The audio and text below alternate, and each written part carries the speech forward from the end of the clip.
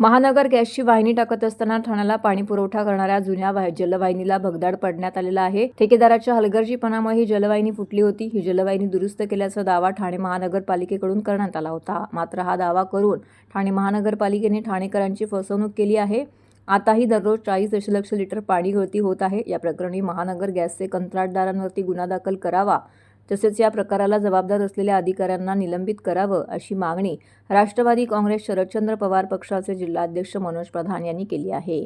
1000 millimetre व्यासाची पिसे ते टेमघर परिसरातील जुनी सिमेंटची पाईपलाईन भिवंडी बायपासजवळ रांजनोली गाव या भागातील जुन्या सिमेंटच्या 1000 मिलीमीटर व्यासाच्या जलवाहिनीजवळून महानगरची गॅसची नवीन लाईन टाकण्याचं काम सुरू होतं।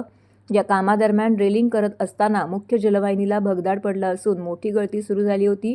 ही जलवाहिनी दुरुस्त केल्याचा दावा ठाणे महानगरपालिकेचे अधिकारी करत असले तरी हजारो लिटर्स पाणी रोज वाया जात आहे। यावर प्रधान यांनी यंत्रणांचे वाभाडे काढले। तर या पत्रकार परिषदेस राष्ट्रवादी काँग्रेस शरदचंद्र पवार पक्षाच्या ओबीसी सेलचे प्रदेशाध्यक्ष राजा राजपूरकर, युवक कार्याध्यक्ष राजेश कदम, ज्ञानेश्वर राजपंखे उपस्थित होते। 15 ऑक्टोबर 30 ऑक्टोबर या दोन्ही दिवशी मी आयुक्तांना कळवलं होतं की पाणी चोरी होते।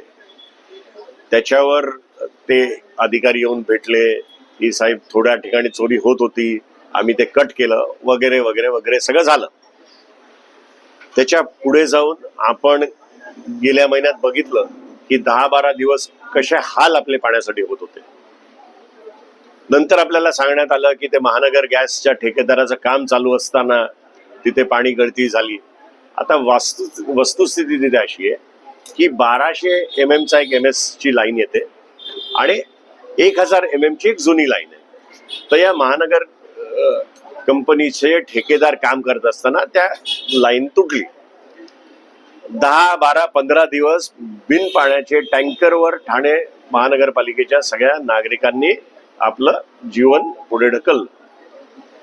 जे टँकर 1000-2000 ला मिळायचे ते 7-7, 8-8 हजारला मिळाले। नंतर आम्हाला सांगण्यात आलं की आता ते काम पूर्ण झालेलं आहे आणि 19 तारखेपासून खऱ्या अर्थाने थोडंसं पाणी वाढलं। आजची परिस्थिती तिकडे अशी आहे की तिकडे गळती परत झालेली आहे आणि मी तुम्हाला व्हिज्युअल शेअर करतो की कशा प्रकारचं काम यांनी केलंय। मग माझा प्रश्न आयुक्तांना एवढाच आहे की ज्या ठेकेदारांनी हे काम केलं, ज्याच्यामुळे ठाण्याचे नागरिक इतके हैराण झाले, त्याच्यावर तुम्ही गुन्हा का दाखल करत नाही? आणि आज जर 40 MLD पाणी रोजचं वाया जातंय आणि त्यावेळेस 10-15 दिवस किती MLD पाणी वाया गेलं, तर त्याचं कॉम्पन्सेशन त्याच्याकडनं का घेत नाही?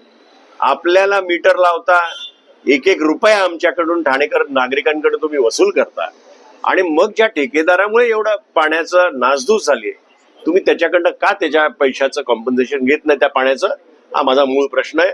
2 गोष्टी मी आपल्या माध्यमातून आयुक्तांना आणि डिपार्टमेंटला सांगेन की महानगर गॅसच्या त्या ठेकेदारावर FIR झालीच पाहिजे आणि दुसरी, त्यांना जे पाणी नासलं गेलं त्याचं त्यांना बिल दिलं पाहिजे आणि ती रिकव्हरी झाली पाहिजे।